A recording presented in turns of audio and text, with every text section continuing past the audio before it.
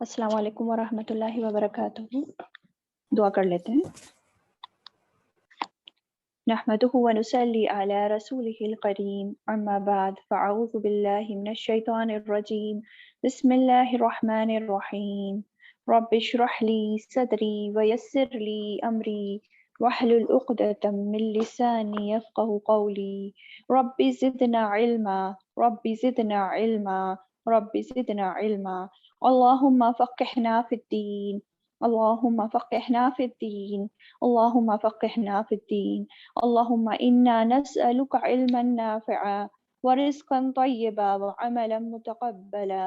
अल्लाहुम्मा अन्फ़अना बिमा अल्लमतना व अल्लिमना मा यनफ़अुना व ज़िदना इल्मा। अल्लाहुम्मा इन्ना नऊज़ु बिका मिन इल्मिन ला यनफ़अु व मिन क़ल्बिन ला यख़शअु व मिन नफ़्सिन ला तशबअु व मिन दावतिन ला युस्तजाबु लहा। रब्बना ला तुज़िग़ क़ुलूबना बअद इज़ हदैतना व हब लना मिन लदुनका रहमा इन्नका अंतल वह्हाब। रब्बना या मुक़ल्लिबल क़ुलूब सब्बित क़ल्बी अला दीनिक। रब्बी यस्सिर वला तुअस्सिर व तम्मिम बिल खैर। आमीन या रब्बल आलमीन। अल्हम्दुलिल्लाह, आज हम सूरह बकरा के इख्तिताम पर पहुँच रहे हैं। आयत नंबर 284, 285 एंड 286 आज हम इंशाल्लाह इसकी तफसीर देखेंगे। चलिए शुरू करते हैं आयत नंबर 284 से। आऊज़ु बिल्लाहि मिनश शैतानिर रजीम, बिस्मिल्लाहिर रहमानिर रहीम। आयत नंबर 284। लिल्लाहि मा फिस समावाति व मा फिल अर्द। अल्लाह ही के लिए है जो आसमानों में है और जो ज़मीन में है। व इन तुब्दू, और अगर तुम जाहिर करोगे, मा फी अनफुसिकुम, जो तुम्हारे नफ्सों में है, औ तुख्फूहु, या तुम छुपाओगे उसे, युहासिबकुम बिहिल्लाह, मुहासबा करेगा तुम्हारा साथ उसके अल्लाह। फयग़फिरु लिमन यशाअ, फिर वो बख्श देगा जिसे वो चाहेगा। व युअज़्ज़िबु, और वो अजाब देगा, मन यशाअ, जिसे वो चाहेगा। वल्लाहु अला कुल्ली शैइन क़दीर, और अल्लाह ऊपर हर चीज के बहुत कुदरत रखने वाला है। ये इसका तर्जुमा है। तफसीर देखते हैं क्या कहा जा रहा है। लिल्लाहि मा फिस समावाति व मा फिल अर्द। क्या कहा जा रहा है? अल्लाह ही के लिए है जो आसमानों में है और जो जमीन में है। देखें, इस आयत को पढ़ते हुए अल्लाह ताला की अजमत महसूस करें कि क्या शान है अल्लाह ताला की, कि अल्लाह ही के लिए है जो कुछ आसमानों में है, जो कुछ जमीन में है। पूरी की पूरी कायनात, जितना कुछ भी है, हर एक जर्रा जर्रा, उसका मालिक कौन है? अल्लाह सुब्हाना व तआला है। वो ही हकीकी मालिक है हर चीज का। जितने भी सितारे, सैयारे, जमीन और आसमान, और जो कोई कुछ उन दोनों के दरमियान है, उन इस पूरी कायनात में है, सब का सब मालिक अल्लाह ताला है। उसी ने सबकी तख्लीक की है ना। और जब अल्लाह ताला ने बनाया है, वो खालिक है, तो इसलिए मालिक भी वही है। और हर एक चीज की तदबीर अल्लाह सुब्हाना व तआला कर रहा है। और हर चीज एक एक चीज अल्लाह ताला के हुक्म के ताबे है। हर चीज उसके हुक्म के मुताबिक अपना अपना काम करने में लगी हुई है। और अल्लाह ताला ने कोई भी चीज बेकार नहीं बनाई है। रब्बना मा खलक़्ता हाज़ा बातिला, कोई भी चीज बेकार नहीं बनाई है अल्लाह ताला ने। और अल्लाह ताला का, उसने जो भी कुछ बनाया है, जिस हर चीज का वो मालिक है, हर चीज का खालिक है, तो पूरा पूरा इख्तियार भी अल्लाह ताला उन हर चीज पे रखता है। और इंसान, हम इंसान, हमें भी तो अल्लाह ताला ने बनाया ना। हमारा खालिक भी अल्लाह ताला है, तो हमारा मालिक भी अल्लाह ताला है। लेकिन हम इंसानों को अल्लाह ताला ने थोड़ी आज़ादी दी है। थोड़ी बहुत चीज़ों का हमें अल्लाह ताला ने खुद मुख्तार बनाया है। और ये खुद मुख्तार क्यों बनाया अल्लाह ताला ने हमें? ये इसलिए ताकि वो हमारा इम्तिहान ले कि इंसान दुनिया में आके इस आज़ादी को पाकर करता क्या है भला। और जिस चीज़ में अल्लाह ताला ने आज़ादी दी है, उसी का इम्तिहान है, बाकी चीज़ों का नहीं है। तो जैसे कायनात की बाकी सब चीजें अल्लाह ताला की इताअत में लगी हुई हैं, अल्लाह ताला क्या चाहता है? हमसे भी यही चाहता है ना, क्योंकि वो हमारा मालिक है, उसने हमें पैदा किया है। तो अल्लाह ताला हमसे भी यही चाहता है, हमारे लिए भी यही पसंद करता है कि हम भी उसकी इताअत करें, उसकी फर्माबरदार हो जाए हम भी। तो हमें क्या करना चाहिए? हमें भी उसकी इताअत में पूरे का पूरा झुक जाना चाहिए, क्योंकि उसी ने हमें इस दुनिया में भेजा है और उसी की तरफ फिर हमें लौट कर जाना भी है ना। फिर आगे फरमाया, वा इन तुब्दू मा फी अनफुसिकुम, और अगर तुम जाहिर करोगे जो तुम्हारी नफ्सों में है, औ तुख्फूहु, یا تم چھپاؤ گے اسے. یحاسبکم بہ اللہ، اللہ تعالیٰ اس چیز کا محاسبہ کرے گا. تو کیا فرمایا جا رہا ہے کہ انسان کو جو بنایا ہے، دنیا میں بھیجا ہے، اور اس کا جو ہے امتحان بھی ہو رہا ہے، اور اللہ تعالیٰ ہر چیز جانتا ہے، انسان کا ظاہر بھی جانتا ہے، انسان کا باطن بھی جانتا ہے نا. تو انسان کو اللہ تعالیٰ نے بیکار یا بے مقصد پیدا نہیں کیا ہے. ہر ایک انسان کو بلکہ خاص کام کے لیے اس دنیا میں بھیجا گیا ہے. اور ہم انسان اگر اس زندگی کو ایسے ہی گزارتے چلے جائیں گے، بیکار کی چیزوں میں لگاتے چلے جائیں گے، اور جو ہم سے کرنے کو نہیں کہا ہے وہ نہیں کریں گے، تو کیا ہوگا؟ پھر کل قیامت کے دن اللہ تعالیٰ پھر سخت محاسبہ کرے گا، پکڑ ہوگی ہم انسانوں کی، اگر اس کے مطابق ہم اپنی زندگی نہیں گزاریں گے تو، ہے نا. قرآن میں آتا ہے ان السمع والبصر والفؤاد کل اولئک کانوا عنہ مسئولا، بے شک کان، آنکھ اور دل سب کے سب سے پوچھا جائے گا، سب کا محاسبہ کیا جائے گا کہ ان چیزوں کو تم نے کہاں استعمال کیا. ان چیزوں سے بھی پوچھا جائے گا اور ہم سے بھی پوچھا جائے گا ایسے ہول کہ کہاں ان چیزوں کو لگایا. ٹھیک ہے. تو ظاہری اعمال میں اگر ہم دیکھیں، اس میں آیت میں آ رہا ہے نا کہ ظاہری اعمال بھی جانتا ہے اللہ تعالیٰ، اور جو چھپاتے ہیں ہم وہ بھی جانتا ہے اللہ تعالیٰ. تو ظاہری اعمال میں تو ہم سب کو پتہ ہے کہ اللہ تعالیٰ نے ہمیں کن کن چیزوں سے روکا ہے، کون سی چیزیں ہم پر حرام کی ہیں، اور کن کن چیزوں کو کرنے کا حکم دیا ہے. اور لیکن جو چھپے ہوئے اعمال ہوتے ہیں، جو باطن اعمال ہوتے ہیں، وہ کیا ہوتے ہیں؟ جو انسان کے دل، دماغ، نفس سے تعلق رکھتے ہیں. ان اعمالوں پہ بعض وقت تو انسان کا اختیار نہیں ہوتا، ارادہ نہیں ہوتا انسان کا. لیکن کچھ اعمال ایسے ہوتے ہیں جن پر انسان کا اختیار ہوتا ہے، ارادہ ہوتا ہے، اور جس پر اختیار ہے، اس کا پورا ارادہ ہوتا ہے ان اعمال کو کرنے کا، اسی پر پھر انسان کا محاسبہ ہوگا، اس کا حساب لیا جائے گا. ٹھیک ہے. اور جو ہم پیچھے والی آیتوں میں پڑھ کے آئے ہیں کہ کیا پڑھا تھا ہم نے کہ تمہارے دل کی کمائی ہے، جو غلط کام کر رہے ہوتے ہیں نا، وہ دل کی کمائی ہے. اچھے کام کریں یا نیک کام کریں، اور اس کا محاسبہ ہوگا، مواخذہ ہوگا. تو باطن اعمال وہ دل کے ارادے جس میں تمہاری کوشش، عزم، نیت شامل ہے، جن کو انسان جان بوجھ کر اپنے اندر، اپنے دل میں رکھتا ہے، ان پر پکڑ ہوگی اگر وہ غلط چیزیں رکھتا ہے تو. ٹھیک ہے. تو بیسیکلی خلاصہ کیا ہوا کہ انسان کے اندر کے اعمال جو ہوتے ہیں نا، وہ بھی دو طرح کے ہوتے ہیں. باطن اعمال کی اگر ہم بات کریں، غیر ارادی اور ارادی. تو غیر ارادی اعمال کیا ہے؟ غیر ارادی جن پر ہمارا اختیار نہیں ہوتا، یعنی کہ غیر اختیاری اعمال. اور ارادی والے کیا ہیں؟ جو ہم اپنے ارادے سے کرتے ہیں، ہے نا، جس میں ہمارا ارادہ ہوتا ہے. اب اگر ہم اس ارادی اعمال کو فردر اینالائز کریں تو یہ فردر دو طرح کے ہوتے ہیں، اچھے اور برے، ہے نا. تو اچھے اعمال اگر ہم سب سے پہلے دیکھیں تو اچھے اعمال میں جو باطن اعمال ہے، ہمارے ارادی اعمال ہیں، دل کے اعمال ہیں، تو اس میں سب سے پہلے کیا آتا ہے؟ انسان کا ایمان، ہے نا. دل میں ہوتا ہے نا ایمان ہمارا. تو ایمان ہے جیسے اللہ تعالیٰ کی محبت، اللہ تعالیٰ کا ڈر، تقوی، توکل، احسان، صبر، شکر، استقامت، اچھی نیتیں، یہ سب کیا ہے؟ یہ سب اندر کے اعمال ہے، دل میں. اسی طرح نیکیوں کا عزم کرنا، پکا ارادہ کرنا، اچھی نیتیں رکھنا، تو یہ سب دل کے اعمال ہیں باطنی، اور ان کا محاسبہ ہوگا. اسی طرح اگر ہم برے اعمالوں کو لے لیں، جو ارادی برے اعمال ہیں، وہ کون سے ہیں؟ جیسے کفر، ہے نا. کفر بھی پہلے دل میں شروعات ہوتی ہے. پھر شرک، پھر تکبر، حسد، بغض، بدگمانی، اولیاء اللہ سے نفرت کرنا، یہ سب ہمارے برے اعمال ہیں، ارادی اعمال، باطنی. تو جو اچھے اعمال ہیں، جو ارادی اعمالوں میں سے اچھے اعمال ہیں، تو ان پر بھی درجات کی بلندی ہے، اور برے اعمالوں پر پکڑ ہے. کیسے اچھے اعمالوں میں درجات کی بلندی کیسے ہوتی ہے؟ کہ ہر چیز اللہ تعالیٰ دیکھتا ہے، چھوٹی سے چھوٹی چیز بھی. اگر کسی کا ایمان دیکھا جائے گا تو دیکھا جائے گا کہ کس درجے کا ایمان انسان رکھتا ہے. کسی کا ایمان تو بالکل پہاڑوں برابر ہوتا ہے، لیکن کسی کا صرف رائی کے برابر ہوتا ہے، تو اسی کے حساب سے جو ہے اس کو اجر ہوگا. ٹھیک ہے. اسی طرح انسان کا اللہ تعالیٰ پہ توکل کتنا ہے، ہلکا پھلکا ہے یا بہت زیادہ شدید توکل کرتا ہے انسان، اسی طرح اس کے درجے بلند کیے جائیں گے. ٹھیک. اور اگر ہم غیر ارادی اعمال کو دیکھیں، اب وہ کیا ہوتے ہیں؟ یہ تو ابھی ہم ارادی دیکھ رہے تھے. غیر ارادی یعنی کہ غیر اختیاری، جو ہمارے بس میں ہے ہی نہیں، جو بس ہمارے بنا چاہنے پہ بھی آتے جاتے رہتے ہیں ہمارے دل میں، ہے نا. اس میں کیا آتے ہیں؟ شیطانی وسوسوں کا آنا. یہ ہم خود سے تو کوئی خراب بات نہیں سوچنا چاہتے، لیکن جو شیطان ہمارا یہ کھلا دشمن ہے، ہر وقت ہمارے ساتھ لگا رہتا ہے، وہ ہمیشہ جو ہے اپنا کام کرتا رہتا ہے اور غلط غلط وسوسے، غلط غلط باتیں، خیالات ہمارے دل میں ڈالتا رہتا ہے. تو یہ شیطان جو ہے ہر وقت ہمارے ساتھ لگا رہتا ہے اس کام کے لیے. ایک بار آپ صلی اللہ علیہ وسلم اعتکاف میں بیٹھے ہوئے تھے، تو پھر آپ کی اہلیہ حضرت صفیہ رضی اللہ تعالی عنہا آئی تھی کسی کام سے، تو ان کو واپس گھر چھوڑنے کے لیے آپ جا رہے تھے رات میں، ہے نا.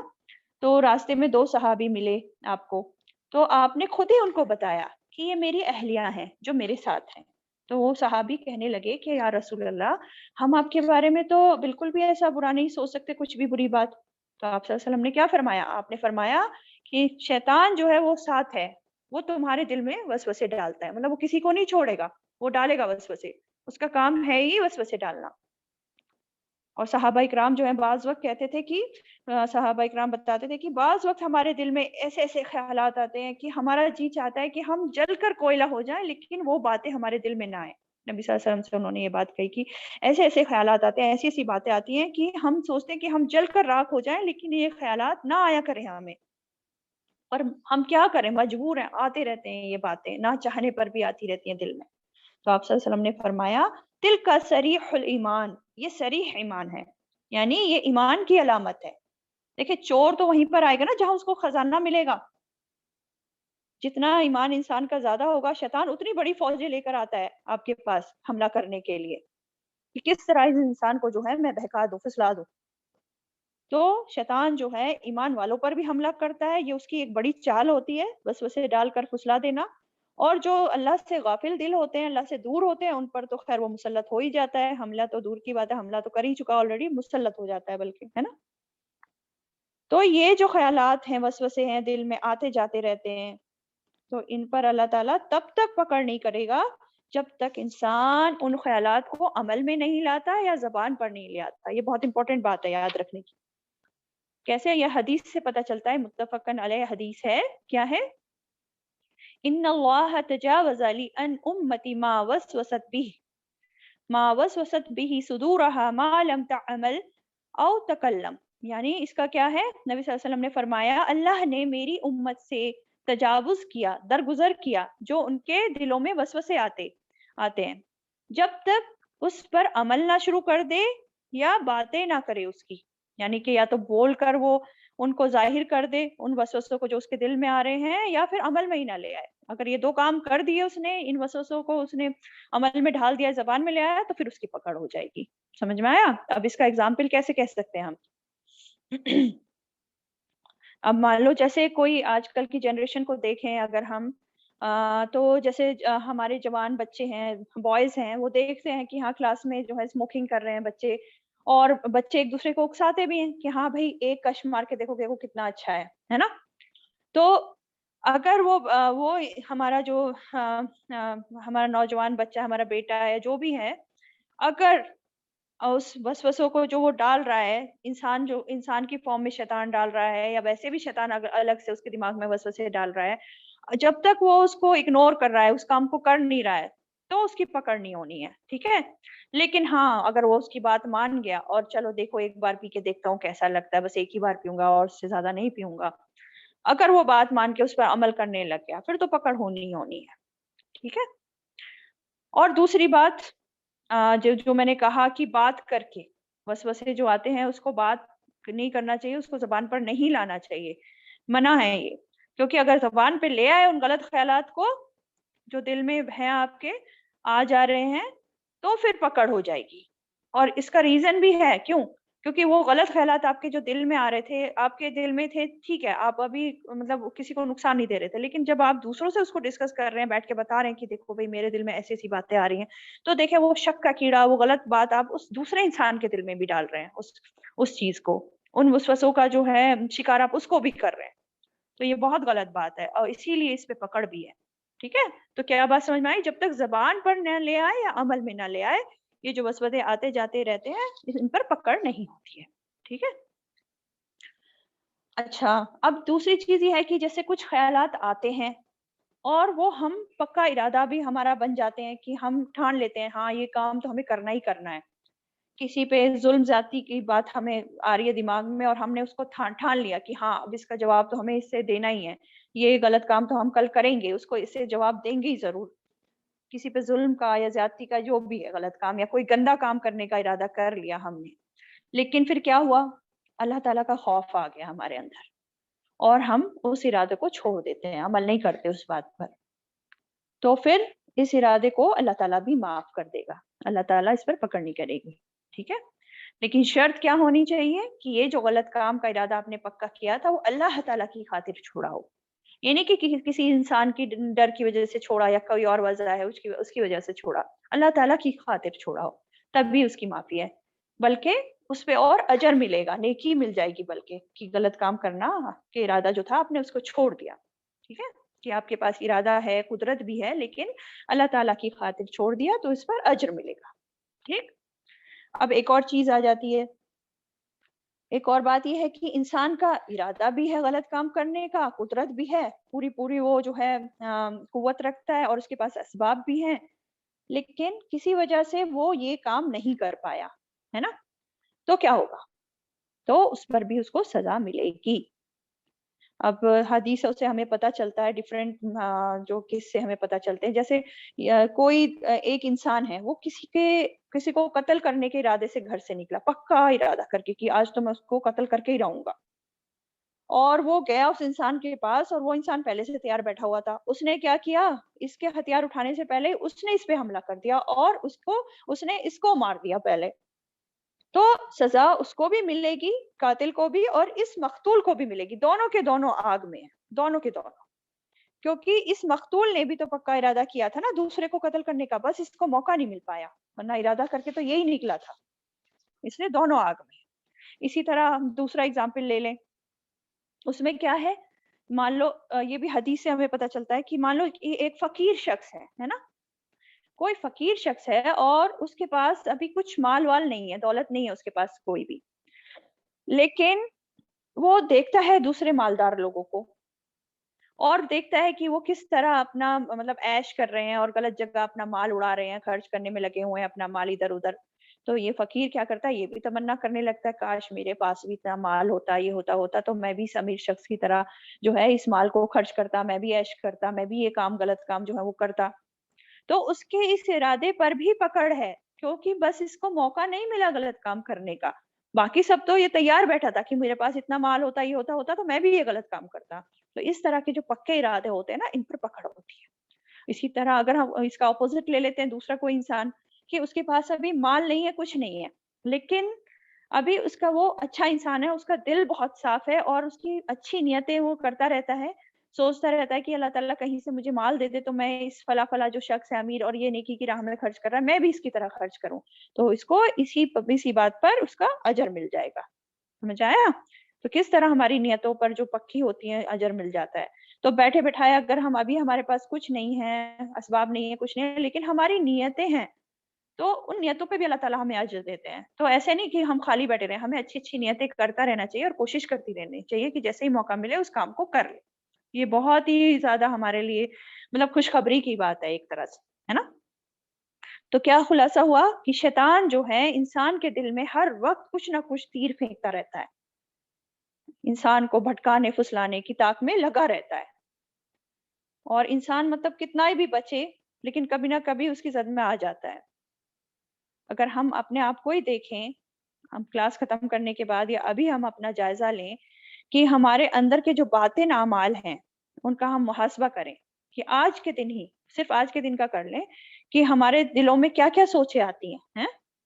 क्या-क्या गुमान हम रखते हैं दूसरे लोगों के बारे में, अपने रिश्तेदारों, दोस्तों के बारे में।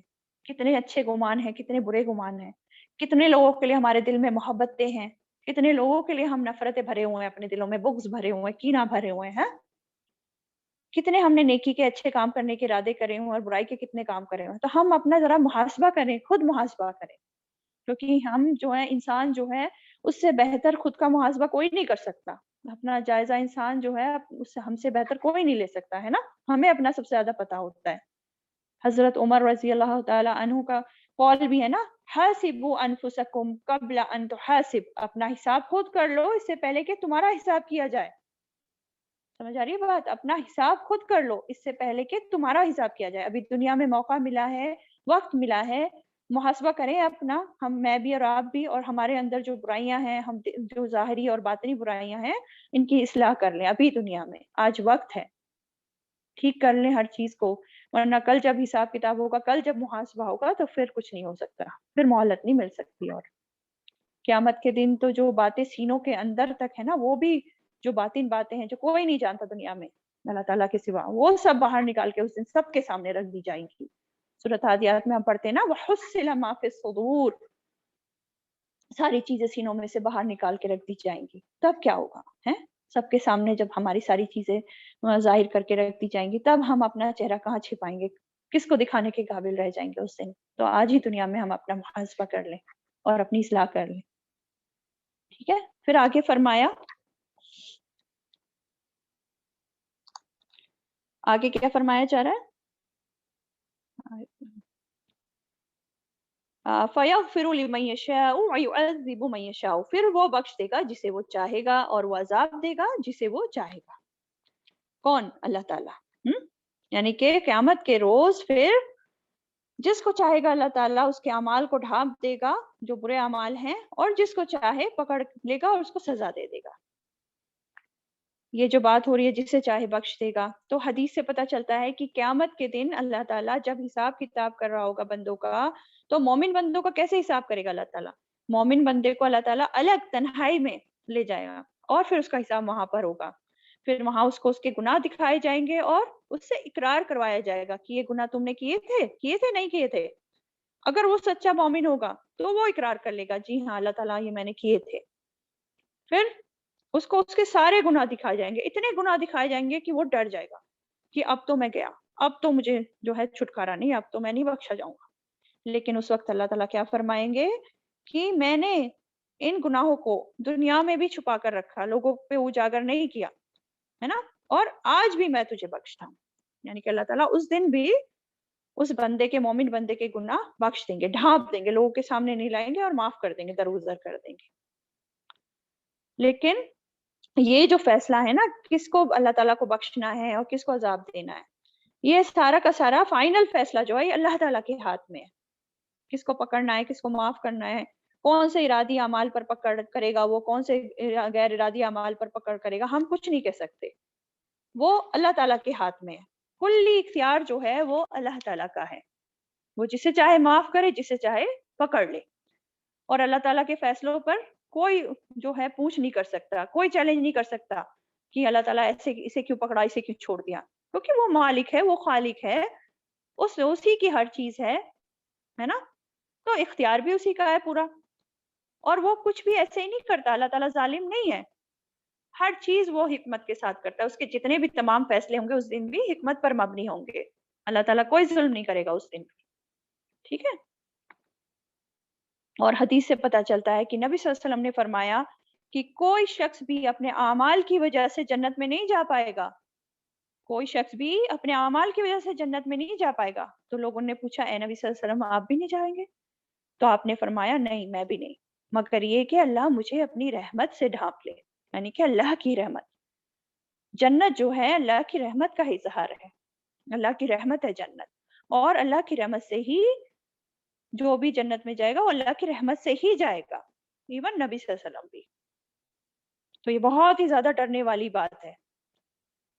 किसी की हम में से कोई भी ये गारंटी नहीं ले सकता कि हम तो भई जन्नती हैं, हम तो जाएँगे जन्नत में, हम तो कोई गलत काम नहीं कर सकते। कोई गारंटी नहीं ले सकता ये। और ना ही हमें किसी और पे फ़तवा लगाना चाहिए कि तुम तो जहन्नुमी हो, तुम तो जन्नती हो। मतलब किसी भी इंसान को हम नहीं कह सकते गारंटी के साथ कि कौन कहाँ जाएगा, ये तो अल्लाह ताला का फ़ैसला है। इसलिए हमारा क्या करने का काम है कि अपने ज़िंदगी के आखिरी लम्हे तक बस हमें डरते रहना चाहिए, और जो भी नेकी के मौके अल्लाह ताला हमें दे दे, तौफ़ीक दे दे, उन्हें करते रहना चाहिए, और फिर भी कर के भी डरते रहना चाहिए कि अल्लाह ताला कुछ नहीं किया हमने, हम तो तेरा हक़ अदा ही नहीं कर पाए। हुँ? तो जन्नत जो है उसकी कीमत हम अदा कर ही नहीं सकते, और ना ही जो अल्लाह ताला ने हमें ये तमाम नेमतें दुनिया में दी हुई हैं, इनकी भी बदला नहीं चुका सकते, है ना? कहते हैं कि जन्नत में जो है एक कोड़ा रखने की जगह जो है, वो दुनिया और जो कुछ उस दुनिया में है उससे बेहतर है। تو ہم ساری دن رات بھی اپنی پوری زندگی بھر بھی اگر نیکی کے کام میں لگاتے رہیں، نیکی کے کام کرتے رہیں، تو بھی جنت کے خریدنے کے لائق نہیں ہو سکتے. یہ تو اللہ تعالیٰ کی رحمت ہے جس کی وجہ سے اللہ تعالیٰ چاہے گا تو ہمیں جنت عطا کرے گا. اور یہ اللہ تعالیٰ کا فیصلہ ہوگا کہ وہ اس کے اوپر ہے، وہ جس کو چاہے جنت دے، جس کو چاہے نہ دے. اور وہ اللہ تعالیٰ بہتر جانتا ہے کہ کون اس جنت میں جانے کے قابل ہے، کون وہاں بسانے کے قابل ہے. اور اللہ تعالیٰ سے بہتر فیصلہ تو اور کوئی نہیں کر سکتا ہے نا. الیس اللہ بأحکم الحاکمین جو ہم پڑھتے ہیں سورۃ 3. تو اس لیے ہمیں کیا کرنا ہے؟ ہمیں دعا بھی مانگنی ہے اللہ تعالیٰ کے اس کی رحمت اور اس کا فضل پانے کے لیے، اور اپنی اصلاح کرنی ہے، ظاہری اصلاح بھی اور باطنی اصلاح بھی. ہمیں پورا کا پورا اپنے اوپر جو ہے اللہ کا رنگ چڑھانا ہے، جو ہم نے پہلے پارے میں پڑھا تھا، صبغت اللہ ہے نا. اور پورے کے پورے دین میں شامل ہو جانا ہے، پورے کے پورے دین میں. یہ نہیں کہ تھوڑا بہت دین میں ہم لے لیا، تھوڑا بہت چھوڑ دیا، جو پسند آیا وہ کر لیا، جو نہیں آیا، جو مشکل لگ رہا ہے وہ چھوڑ دیا. تو پورے کے پورے اسلام میں داخل ہو جانا ہے اور دعا کرنا ہے اللہم حاسبنی حسابا یسیرا. یا رب تیرے سامنے تو ہمیں آنا ہی ہے، لیکن جب ہم آئے تو بس تو ہمارے گناہوں کو ڈھانپ دیجیے گا، انہیں بس دیکھ کے درگزر کر دیجیے گا، اس پہ ہمارا مواخذہ نہ کریے گا. دعا کرنی ہے ہمیں.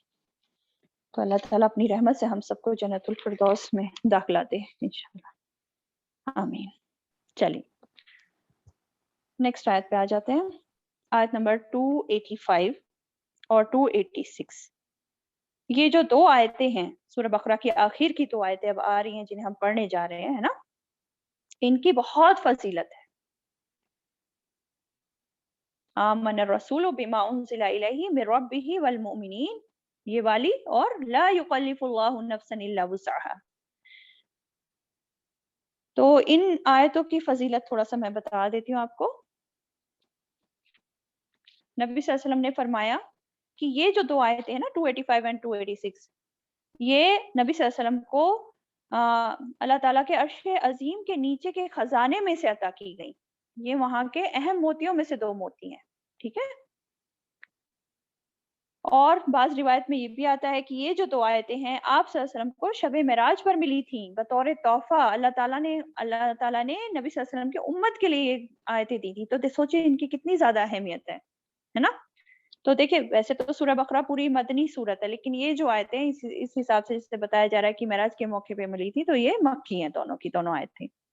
تو باقی پورا کا پورا تمام جو قرآن ہے وہ آسمان سے اللہ تعالیٰ نے زمین پر نازل کیا. لیکن یہ دو آیتیں کیسے ملی؟ نبی صلی اللہ علیہ وسلم کو اوپر بلایا گیا آسمانوں پر، اور وہاں پر ان کو عطا کی گئی. تو ان کی شان جو ہے بہت ہی زیادہ ہے.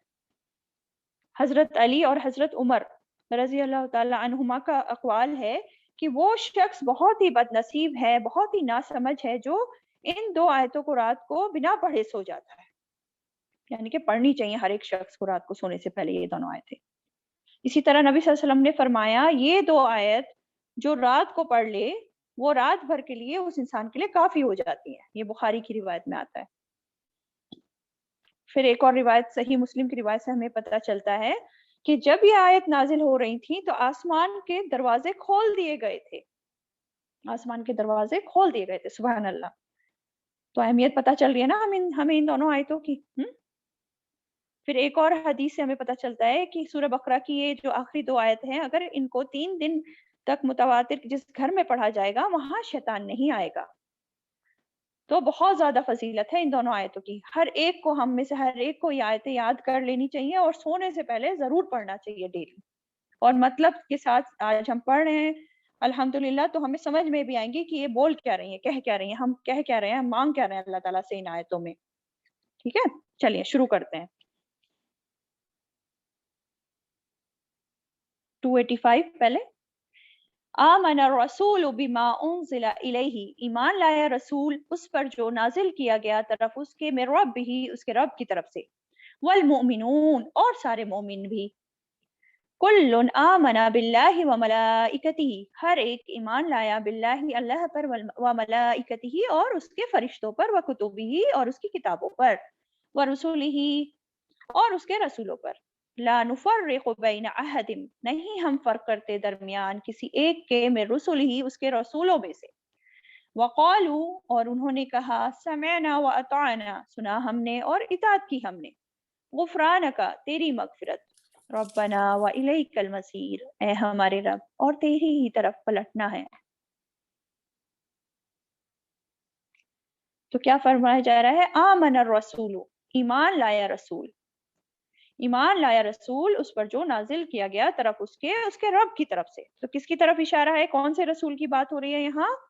نبی محمد صلی اللہ علیہ وسلم کی طرف اشارہ ہے کہ وہ ایمان لے آیا اس پر جو نازل کیا گیا اس کی طرف، اس کے رب کی طرف سے، یعنی کہ قرآن مجید۔ تو دیکھیں رسول بھی ایمان لا رہے ہیں، نبی صلی اللہ علیہ وسلم بھی آپ کے زندگی میں بھی وہ مرحلہ آیا کہ وہ ایمان لائے تھے فرسٹ ٹائم جو ہے نا۔ اور کیا اتارا گیا تھا ان پر ان کے رب کی طرف سے؟ قرآن اور حکمت، دونوں چیز، حکمت بھی آتی ہے اس میں، صرف قرآن نہیں۔ ہم جو کہتے ہیں کہ حدیث جو ہیں وہ بھی اللہ تعالیٰ کی طرف سے، جو حکمت کی باتیں ہیں جو حدیث کے فارم میں نبی صلی اللہ علیہ وسلم نے ہمیں بتائی، وہ بھی اللہ کی طرف سے نازل ہوئی ہیں، وحی کے ذریعے ہی نازل ہوئی ہیں، لیکن وہ وحی جو ہوتی ہے وہ غیر متلو وحی ہوتی ہے، جو پڑھی تلاوت نہیں کی جاتی جس کی۔ قرآن جو ہے وہ متلو ہے جس کی تلاوت کی جاتی ہے، اور حدیث جو ہے وہ غیر متلو ہے جن کی تلاوت نہیں کی جاتی، لیکن یہ جو ہیں یہ بھی اللہ تعالیٰ ہی کی طرف سے ہوتی ہے۔ ٹھیک ہے، سورہ نساء ہے آیت نمبر 113، اس میں آتا ہے وَأَنزَلَ اللَّهُ عَلَيْكَ الْكِتَابَ وَالْحِكْمَةَ، اور اللہ نے آپ پر کتاب اور حکمت اتاری۔ ٹھیک ہے، اچھا اب یہ جو بات ہو رہی ہے آمن الرسول، ایمان لایا رسول، تو ایمان، ایمان ہے کیا چیز بھلا؟ کسے کہتے ہیں ایمان؟ ایمان ایسا یقین جس میں شک و شبہ کی کوئی گنجائش ہی نہ ہو، یعنی کہ مکمل اعتماد ہونا، پوری طرح قبول کر لینا، پوری طرح اقرار کر لینا، یہ ہوتا ہے ایمان۔ اور اس کے بھی درجے ہوتے ہیں۔ پہلے درجے میں کیا آتا ہے؟ یقین کرنا، کسی چیز کو مان لینا، اس پر اعتماد کر لینا، اس طرح کی کوئی شک نہ رہے دل میں، ہے نا۔ پھر دوسرا درجہ ہوتا ہے زبان سے اقرار کر لینا، یعنی کہ پہلے دل میں ہے پھر زبان سے اقرار کرنا ہے، اور فائنلی تیسرا کیا ہے؟ اپنے عملی رویے سے قبول کر لینا، یعنی کہ اپنے عمل میں بھی۔ پھر تو قرآن اور سنت پر سب سے پہلے ایمان لانا بہت ضروری ہے، ان پر یقین جو ہے، یقین کرنا، ان پر پوری طرح یقین کرنا بہت ضروری ہے، تھوڑا سا بھی شک نہیں ہونا چاہیے اس کے معاملے میں قرآن اور سنت پر، تبھی جو ہے ہم اس سے فائدہ اٹھا پائیں گے، اس سے ہدایت ملے گی، تبھی ہمیں رہنمائی مل سکتی ہے، جب ہمارا ایمان پکا ہوگا ان چیز پر، قرآن پر اور سنت پر، تبھی ہدایت ملے گی۔ خدا للمتقین جو ہم نے شروع میں پڑھا تھا سورہ بقرہ کے، وہ انہی کے لیے ہے، لا ریب فیہ، جو بنا شک کے جو ہیں اس پر پورا یقین کرتے ہیں کہ جو بھی اللہ تعالیٰ نے اس کتاب میں بھیجا ہے وہ بالکل سچ ہے، ایک بھی بات پہ شک نہیں ہے ہمیں، بالکل پوری طرح ہم اسے مانتے ہیں، بالکل حق ہے یہ چیز، بھلے ہی ابھی مجھے سمجھ میں آ رہی ہے یا نہیں آ رہی ہے۔ اللہ تعالیٰ نے دیکھیں اتنی بڑی کائنات بنائی، جب اس میں کوئی خلل نہیں ہے، پورا یونیورس جس کو ہم جانتے بھی نہیں ہے، اتنا دور دور تک پھیلا ہوا ہے، تو یہ کتاب جو اللہ تعالیٰ کی طرف سے آئی ہے اس میں خلل کیوں کرو گا؟ نہیں ہے نا۔ تو سب کچھ اللہ تعالیٰ کا ہے، اللہ تعالیٰ ہمارا مالک ہے، اور ایک دن ہمیں اسی کی طرف لوٹ کر جانا ہے، اور وہ پھر ہمارا محاسبہ بھی کرے گا، پھر جیسے ہم نے پچھلی آیت میں پڑھا کہ چاہے تو وہ بخش دے گا، چاہے تو ہمیں سزا دے گا۔ تو ہمیں اس دنیا میں اپنا وقت کیسے گزارنا چاہیے پھر؟ ہیں اللہ کی مرضی کے مطابق گزارنا چاہیے نا۔ اور اللہ کی مرضی ہمیں کیسے پتا چلے گی کہ اللہ کی مرضی ہے کیا بھلا؟ وہ قرآن اور سنت سے ہی پتا چلے گی نا، جب ہم قرآن اور سنت کا مطالعہ کریں گے۔ تو اس لیے ان پر ایمان لانا اور یقین کرنا سب سے پہلے بہت ضروری ہے، اور اس طرح کا ایمان یقین جس میں بالکل بھی شک نہ ہو، پھر اس کو پڑھ کر سمجھ کر ہم ہدایت پا سکیں گے۔ ٹھیک ہے، ٹھیک ہے، تو پھر کیا فرمایا؟ کل آمن باللہ وملائکتہ وکتبہ، ہر ایک ایمان لایا، ہر ایک۔ تو ابھی کیا بتا رہے تھے؟ رسول ایمان لایا اور سب مومن بھی ایمان لائے۔ یہاں اللہ تعالیٰ گواہی دے رہے ہیں اس بات کی کہ رسول اور سارے مومن ایمان لائے۔ اور کس پر ایمان لائے؟ جو نازل ہوا ہے آپ صلی اللہ علیہ وسلم کے پر، ان کے رب کی طرف سے۔ رب کا مطلب میں نے پہلے بھی آپ کو بتایا تھا، رب کون ہوتا ہے؟ خالق، مالک، مدبر، تینوں چیزیں رب میں آتی ہیں۔ تو سارے کے سارے ایمان لائے اللہ پر۔ پہلی بات کیا ہو رہی ہے؟ کل آمن باللہ، سارے کے سارے ایمان لائے اللہ پر، رسول بھی اور مومن بھی۔ تو اللہ پر ایمان لانا کیا ہوتا ہے؟ اللہ پر ایمان لانا مطلب اللہ، اس بات کا ایمان ہونا کہ اللہ تعالیٰ کا ایک وجود ہے، یہ بھی سب سے پہلے امپورٹنٹ بات ہے کہ اللہ تعالیٰ کا وجود ہے، اور پھر اس کی تمام صفات پر ایمان رکھنا کہ سب اچھے اچھے نام، سب کامل صفات اللہ تعالیٰ کی ہیں، اور پھر تیسرا کہ یہ کہ وہی حقیقی الہ ہے، اس بات پر ایمان ہونا، وہی اکیلا معبود ہے۔ پھر چوتھی چیز اس کے رب ہونے پر بھی ایمان رکھنا کہ وہ ہمارا خالق مالک مدبر ہے، وہ ایک ہی ہے۔ تو یہ ساری بنیادی چیزیں ہیں، اور چاروں چیزیں اللہ تعالیٰ پر ایمان رکھنے میں آتی ہیں، ٹھیک ہے۔ پھر اگلے کیا بتایا، وہ ملائکتہ، اور اس کے فرشتوں پر بھی ایمان لایا۔ ہر ایک انسان، ہر ایک مومن، رسول اور مومن اس کے فرشتوں پر بھی ایمان رکھتے ہیں۔ اب فرشتے جو ہیں غیبی مخلوق ہیں، ہے نا، فرشتے غیبی مخلوق ہیں، اور ان پر ایمان لانا بہت ضروری ہے، وہ بھی ایمان کا تقاضا ہے۔ الذین یؤمنون بالغیب، یہ بھی ہم شروع میں پڑھے تھے سورہ بقرہ کی۔ تو فرشتے، نہ تو ہم ان کی تعداد جانتے ہیں، نہ ہی ہمیں سارے فرشتوں کے نام معلوم ہے، بس اتنا ہی معلوم ہے جتنا کہ قرآن مجید میں آ گیا یا نبی صلی اللہ علیہ وسلم نے ہمیں بتا دیا، حدیثوں سے جو ہمیں پتا چلتا ہے۔ لیکن ہم تمام کے تمام کو مانتے ہیں، جس کے بارے میں ہمیں پتا بھی ہے اور جس کے بارے میں ہمیں نہیں پتا۔ پھر آگے فرمایا وَكُتُبِهِ، اور اس کی کتابوں پر، اور اس کی کتابوں پر بھی ایمان لاتے ہیں۔ تو کچھ کتابیں تو ہمیں معلوم ہیں، جیسے تورات، انجیل، زبور، اور کچھ ایسی کتابیں ہیں جو کہ یا صحیفے کے فارم میں ملے تھے ڈیفرنٹ نبیوں کو، جن کے بارے میں ہمیں نہیں معلوم ہے، لیکن ہاں ہمارا ایمان ہے، ہم سب کو مانتے ہیں کہ جو بھی جس پہ اترا ہے سب پہ ہمارا ایمان ہے۔ وَرُسُلِهِ، اور اس کے رسولوں پر بھی ایمان لاتے ہیں، اور اس کے رسولوں کے پہ بھی ہم سارے کے سارے رسولوں کو ہم مانتے ہیں۔ تو جو رسول جن کا ذکر آیا ہے قرآن مجید میں یا حدیثوں سے جو ہمیں پتہ چلتا ہے، اور جن کا ذکر بھی نہیں آیا ہے نا، قرآن کی ایک آیت میں آتا ہے، اور البتہ تحقیق آپ سے پہلے ہم نے بہت سے رسول بھیجے، ان میں سے کچھ ایسے ہیں جن کا ہم نے آپ پر ذکر کر دیا، اور ان میں سے کچھ ایسے ہیں جن کا ہم نے ذکر نہیں کیا، لیکن ہمارا کام کیا ہے، سب پر ایمان لانا، ہم سب پر ایمان رکھتے ہیں، ٹھیک ہے۔ پھر آگے کیا فرمایا، لا نفرق بین احد من رسلہ، نہیں ہم فرق کرتے درمیان کسی ایک کے اس کے رسولوں میں سے، یعنی کہ جتنے بھی تمام کے تمام رسول ہیں ہم ان پر ایمان لانے میں فرق نہیں کرتے، ہم سب پر برابر ایمان لاتے ہیں، ٹھیک ہے۔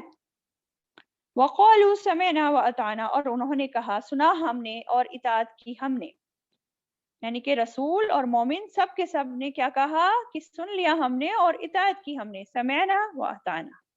تو یہ ہے اصل مومن کا کردار، اطاعت گزار ہونا، فرما بردار ہونا، سننے کے بعد فوراً مان لینا، سمعنا واطعنا۔ تو سب سے پہلے اطاعت گزار فرما بردار ہونے سے پہلے کیا ضروری ہے، سننا، بات کا جان لینا، علم لینا ضروری ہے۔ جب بات ہمیں پتہ چل جائے گی تبھی تو ہم اس پر عمل کریں گے، جب بات پتہ ہی نہیں ہوگی، علم ہی نہیں لیں گے تو پھر کیسے عمل کریں گے؟ تو سننا بھی ضروری ہے، سمعنا پھر اطعنا، ٹھیک ہے۔ تو اب ہم جو ہیں، ہم بھی آج سورہ بقرہ الحمدللہ ختم کر رہے ہیں، اس میں جتنے بھی ہم نے تمام احکامات پڑھے ہیں اور سنے ہیں، تو ہم بھی اب کیا کہیں، سمعنا واطعنا، ٹھیک ہے، اور ان کو فالو کریں۔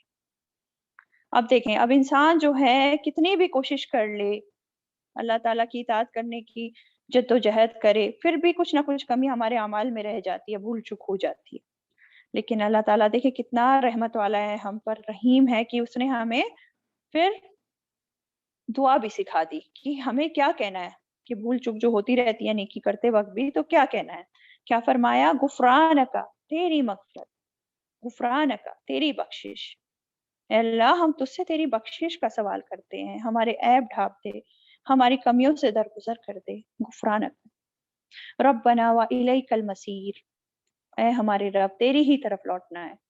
دیکھیں بخشش کی تو ہر انسان کو ضرورت ہوتی ہے، یہاں رسول کہہ رہے ہیں، ایمان والوں کے ساتھ ساتھ رسول بھی کہہ رہے ہیں نا، غفرانک، تیری بخشش۔ رسول تو معصوم ہوتے ہیں اور نبی صلی اللہ علیہ وسلم بھی معصوم تھے، آپ پر بھی کوئی گناہ نہیں تھے، پھر بھی آپ کثرت سے استغفار کرتے تھے۔ تو استغفار جو ہے انسان کے تکبر کو توڑتا ہے، تکبر کی نفی کرتا ہے، تو نیکی کرنے کے باوجود بھی کمی کوتاہی ہوتی رہتی ہے، تو ہمیں بھی کثرت سے استغفار کرتے رہنا چاہیے، ٹھیک ہے۔ اور فائنلی تیری ہی طرف لوٹنا ہے، ربنا والیک المصیر، اے ہماری طرف تیری ہی طرف لوٹنا ہے، کہاں بچ کے جائیں گے ہم؟ دنیا میں بھی ہر معاملے میں اللہ کی طرف لوٹنا چاہیے ہمیں، کوئی بھی مشکل آئے، کوئی بھی اختلاف کی بات ہو، کوئی بھی مسئلہ آئے، اللہ کی طرف لوٹنا ہے، اللہ کی طرف رجوع کرنا۔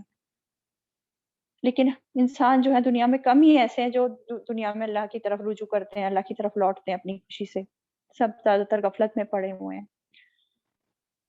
لیکن آخرت کے دن، اس دن تو پلٹ کے جانا ہی ہے اللہ کی طرف، ہے نا؟ کہاں بھاگ کے جائیں گے؟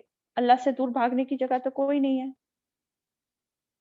اسی کے سامنے پیش ہونا ہے اس دن تو اب ہم سوچیں کہ ہم نے وہاں جانے کے لیے کیا تیار کیا ہے، کیا کوششیں ہم اپنی ڈیلی لائف میں کر رہے ہیں۔ ربنا وإلیک المصیر۔ چلیں نیکسٹ آیت پہ آ جاتے ہیں، یہ ہماری لاسٹ آیت ہے، آیت نمبر 286۔ لا یکلف اللہ نفسا الا وسعها، نہیں تکلیف دیتا اللہ کسی نفس کو مگر اس کی وسعت بھر۔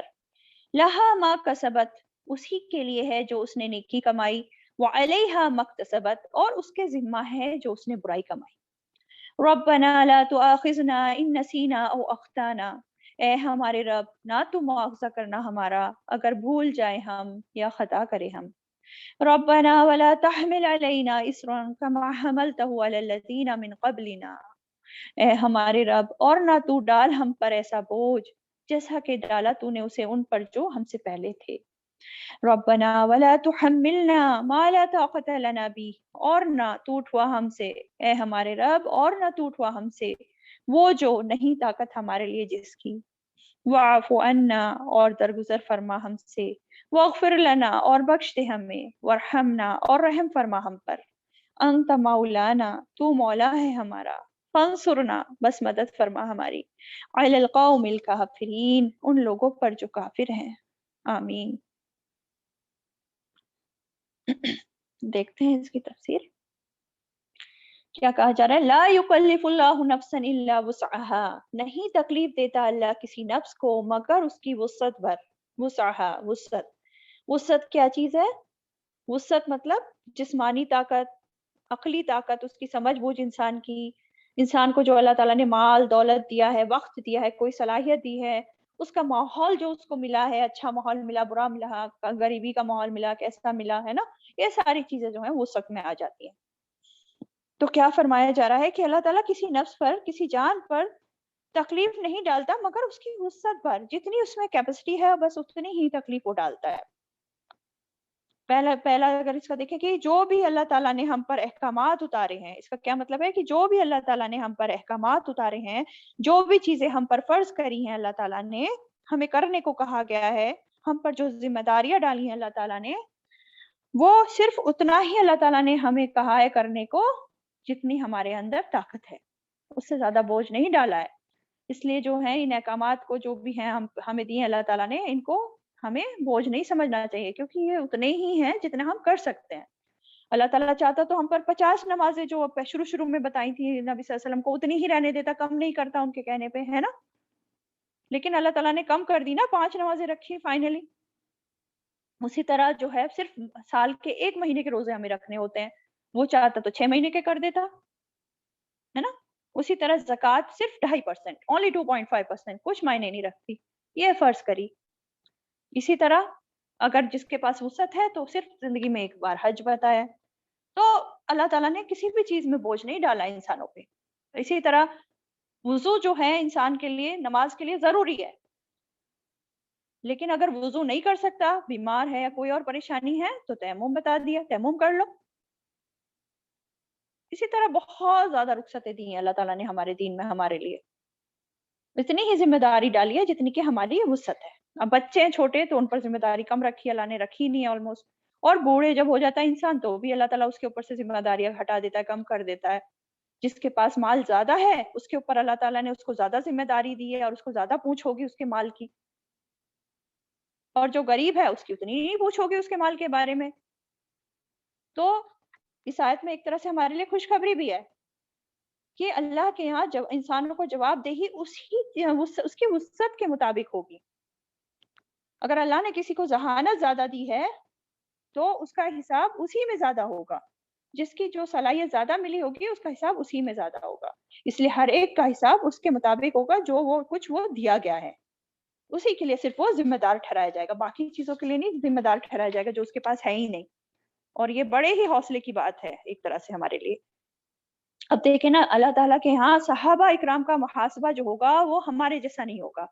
حدیث سے ہمیں پتہ چلتا ہے، نبی صلی اللہ علیہ وسلم نے فرمایا کہ تمہارے یہاں اس وقت اگر کسی نے 10 میں سے 9 پر عمل کیا اور ایک حصہ چھوڑ دیا تو اس پر بھی پکڑ ہو جائے گی، لیکن ایک وقت ایسا آئے گا کوئی مسلمان اگر 10 میں سے ایک حصے پر بھی عمل کر لے گا تو اس کی نجات ہو جائے گی اس پر۔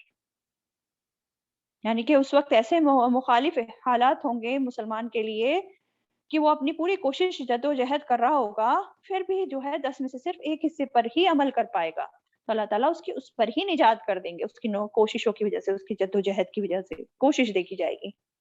ٹھیک ہے، تو کیا کہا جا رہا ہے آگے؟ لہا ما کسبت وعلیہا ما اکتسبت، اسی کے لیے ہے جو اس نے نیکی کمائی اور اس کے ذمہ ہے جو اس نے برائی کمائی۔ اب اس میں 2 ورڈ آئے، کسبت اور اکتسبت۔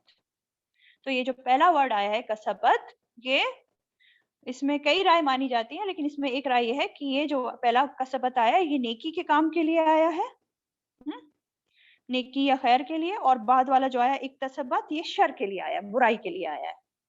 ٹھیک ہے، تو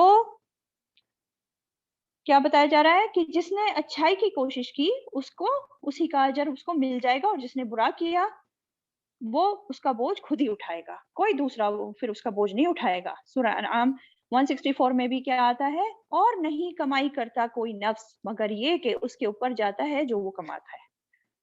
تو ہر ایک اپنے گناہوں کا بوجھ خود ہی اٹھائے گا، انسان جو ہے خود ہی اپنے اوپر لاد رہا ہوتا ہے اپنے بوجھ کو، اس بوجھ کو جو گناہ وہ کر رہا ہوتا ہے۔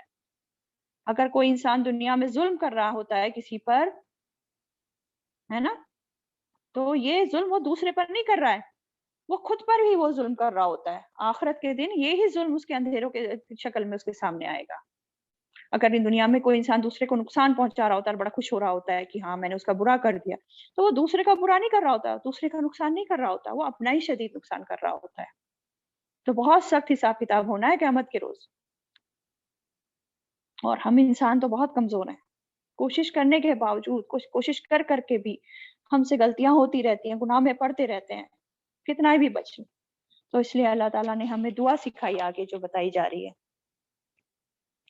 اور یہ دعا اللہ تعالیٰ کی رحمت ہے کہ اس نے ہمیں یہ دعا سکھائی۔ کیا ہے؟ ربنا لا تؤاخذنا ان نسینا او اخطانا، نہ تو مواخذہ کرنا ہمارا اگر ہم بھول جائیں یا خطا کریں اے ہمارے رب۔ تو اگر ہم بھول جائیں، ان نسینا، یہ جو نسیان ہے نا، نسیان جاننے کے بعد بھول جانا، یعنی کہ علم آ گیا پھر بھول جانا، علم آنے کے بعد بھول جانا۔ اور دیکھیں انسان جو ہے نا، انسان آپ اگر ورڈ پہ غور کریں، انسان یہ بھی نسیان سے ہے، بھولنے والا۔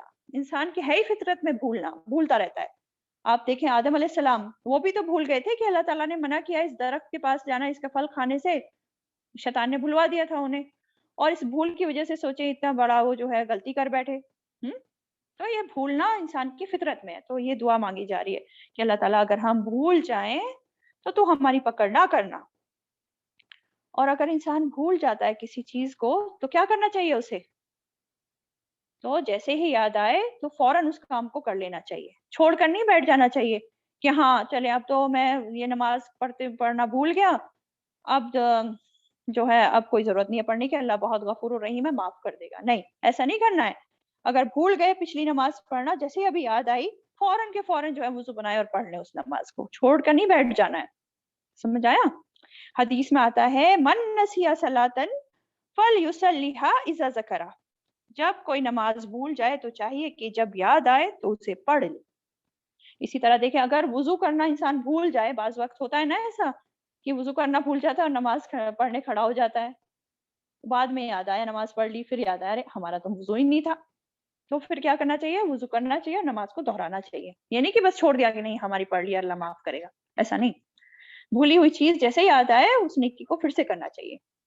اسی طرح روزے میں انسان جب بھول چوک میں کچھ کھا لیتا ہے تو یہ نہیں کہ منہ میں جو کھا لیا بس اس کو جو ہے نکل لے، نہیں، فوراً رک جاؤ، تو پھر اللہ تعالیٰ معاف کر دے گا، کوئی پکڑ نہیں ہوگی۔ صحیح؟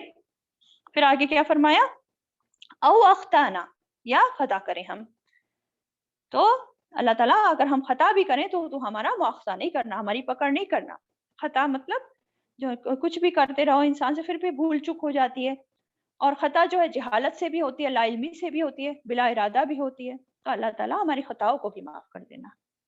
پھر فرمایا ربنا ولا تحمل علینا اسرا، اے ہمارے رب نہ تو ڈال ہم پر ایسا بوجھ جیسا کہ ڈالا تو نے ان پر جو ہم سے پہلے تھے. ہم سے پہلے کون تھے؟ جیسے پرانی قوم میں، پچھلی قوم میں، جیسے یہود کو ہی لے لو. یہود پر کیا بوجھ ڈالا؟ یہود کے خود جو ظلم کرتے تھے، یہود کے ظلم کی وجہ سے اللہ تعالیٰ نے بعض حلال چیزیں ان پر حرام کر دی تھی. سمجھ آئی بات؟ حلال چیزیں بھی ان پر حرام کر دی گئی تھی ان کے غلط کاموں کی وجہ سے، ان کے ظلم کی وجہ سے. تو ہمیں بھی دعا کرنی چاہیے کہ اللہ تعالیٰ ہمارے گناہوں کی وجہ سے ہم سے نعمتیں نہیں چھیننا، اپنی نعمتوں سے ہمیں، اپنی رحمتوں سے ہمیں محروم نہیں کرنا اللہ تعالیٰ. کیونکہ حدیث سے ہمیں پتہ چلتا ہے کہ بعض وقت انسان کو کوئی چیز ملنے والی ہوتی ہے لیکن اس کے گناہ اس کے راستے میں رکاوٹ بن جاتے ہیں. اس لیے نعمتوں کے ملنے پر جو رکاوٹیں ہمیں آ رہی ہیں ہماری زندگی میں، اگر نارملی بھی ہمیں لگ رہا ہے کہ کوئی ہمیں ملنی چاہیے اور ہمیں نہیں مل رہی یہ چیز، تو وہ ہو سکتا ہے ہمارا کوئی ایسا گناہ ہو جس کی وجہ سے وہ رکاوٹ پڑ رہی ہو. تو ہمیں دیکھنا چاہیے کیا ایسا گناہ ہے اور اس کو ریکٹیفائی کرنا چاہیے، اور کثرت سے پھر استغفار بھی کرنا چاہیے، معافی مانگنی چاہیے اللہ تعالیٰ سے. ٹھیک ہے. اچھا، تو ہم بوجھ کی بات کر رہے تھے کہ پچھلی قوموں پر جو بوجھ ڈالا. تو یہود پر ایک تو میں نے یہی بتا دیا کہ ان پہ جو حلال چیزیں تھی وہ حرام کر دی گئیں. اسی طرح یہودیوں کی جو شریعت تھی ہماری شریعت سے بہت زیادہ سخت تھی. ہماری تو شریعت بہت آسان ہے الحمدللہ. اب جیسے فار ایگزامپل مان لو عورتیں ہوتی تھی تو حیض کے جب اگر نجاست وغیرہ لگ جاتی تھی کپڑے پہ تو ان کو حکم تھا کہ اس کپڑے کو کاٹ کے پھینکو. لیکن ہمارا میں تو ایسا کچھ نہیں ہے الحمدللہ، بس دھو تو ٹھیک ہے، استعمال کر لو. اسی طرح سیٹرڈے کا یوم السبت کا جو دن تھا، ہفتے کا دن، ان پر حرام تھا، وہ کوئی کام نہیں کر سکتے تھے اس دن، ہے نا.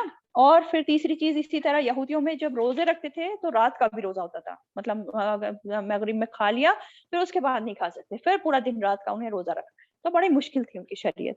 تو یہ بات ہو گئی اس میں کہ ہم پر ایسا بوجھ نہ ڈالنا جیسے پچھلی قوموں پر ڈالا. ٹھیک ہے. اور آگے کیا فرمایا جا رہا ہے؟ ربنا ولا تحملنا ما لا طاقت لنا به، اے ہمارے رب اور نہ تو اٹھوا ہم سے وہ جو نہیں طاقت ہمارے لیے جس کی. اس سے کیا سمجھ میں آ رہا ہے؟ کہ ہمارے رب جو جس چیز کی ہمارے اندر طاقت نہیں ہے وہ بوجھ ہم سے نہ اٹھوانا. اس میں ایک تو یہی آ جاتا ہے کہ ایسے شریعت کے احکامات جو ہمیں جو شریعت کے احکامات ملے ہیں ان کو ہم پر سخت نہ کر دینا، ان میں نرمی ہی رکھنا. اور دوسری چیز یہ ہے کہ اللہ تعالیٰ ایسے امتحان، ایسے آزمائشوں میں ہمیں نہیں ڈالنا اللہ تعالیٰ جس میں ہم کامیاب نہ ہو پائیں، بلکہ اتنا ہی بوجھ ڈالنا، اتنی ہی آزمائش ہم پر ڈالنا جتنی ہم میں طاقت ہے، اور ہم صبر کے ساتھ اس میں پاس ہو جائیں، کامیاب ہو جائیں، نکل جائیں اس میں تیری رضا کے ساتھ. ٹھیک ہے. واعف عنا، اور تو ہم کو معاف کر دینا. عفو مطلب کسی کی رسی دراز کرنا. عفو کا جو مطلب ہوتا ہے رسی دراز کرنا، یعنی کہ اللہ تعالیٰ فوراً نہیں پکڑتا ہے نا، فوراً گرفتار نہیں کرتا اس کے گناہوں پر، بلکہ درگزر کرتا ہے. تو عفو کیا ہو گیا؟ درگزر کرنا. تو یا اللہ تعالیٰ فرائض کی ادائیگی میں، تیرے احکامات کی پابندی میں اگر ہم سے بھول چوک ہو گئی ہے تو ہم کو معاف کر دے، ہماری غلطیوں کو ہمارے نامہ اعمال سے ہٹا دے یا مالک. واغفر لنا، اور ہمیں بخش دے، ہمارے لیے ہمارے گناہوں کو ڈھانپ دے. یا اللہ ہمارے گناہوں کو ڈھانپ دے. دیکھیں ہر گناہ جو ہوتا ہے نا ایک عیب ہوتا ہے، گندگی ہوتا ہے، اور قیامت کے روز جب نامہ اعمال کھلے گا تو انسان کی یہ ساری گندگی سب کے سامنے آ جائے گی. سب لوگ اس دن دیکھ رہے ہوں گے، تو سوچو کتنی ذلت، کتنی رسوائی ہوگی، ہے نا. تو اس لیے ہم دعا بھی مانگتے ہیں کہ اللہ تعالیٰ ہمیں قیامت کے دن رسوا نہ کرنا، ہمیں معاف کر دینا. واغفر لنا وارحمنا، اور ہم پر رحم فرمانا، ہم پر رحم فرمانا. ورحمنا، کیونکہ تیری رحمت کے بغیر تو کوئی جنت میں جا ہی نہیں سکتا، کامیاب ہو ہی نہیں سکتا. انت مولانا، تو ہی ہمارا مولا ہے. انت مولانا، تو ہی ہمارا ولی ہے، دوست ہے، حمایتی ہے. مولانا کا ورڈ سمجھ میں آ رہا ہے؟ مولانا ہمارا مولا ہے، ہمارا ولی ہے، ہمارا دوست ہے، ہمارا مددگار ہے، ہمارا حمایتی ہے. ہر معاملے میں ہی تو ہمارا ولی ہے. تجھی سے ہم مدد مانگتے ہیں اور تجھی پر ہم توکل کرتے ہیں. یا اللہ फाइनली क्या बोला जा रहा है, फंसुरना अलल कौमिल काफिरीन, और तू काफिर कौम के मुकाबले में हमारी मदद फरमा, और तू हमारी मदद फरमा काफिर कौम के मुकाबले में।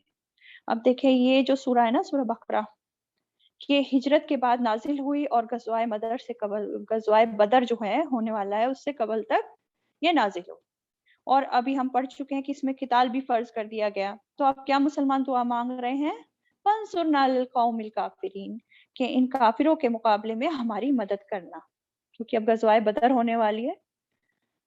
और तो अगर अमली मैदान में जरूरत पड़े तो अल्लाह ताला तो हमारी मदद फरमाना, क्योंकि तेरी मदद के बगैर तो कोई कामयाब हो ही नहीं सकता कहीं भी।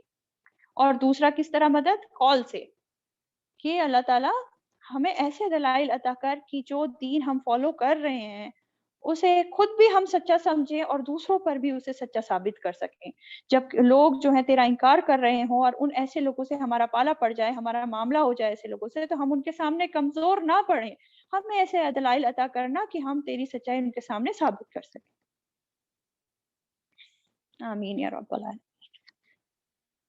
व आखिरु दावाना अनिल हम्दुलिल्लाहि रब्बिल आलमीन। अल्हम्दुलिल्लाह, आज सूरह बकरा कंप्लीट हुई हमारी।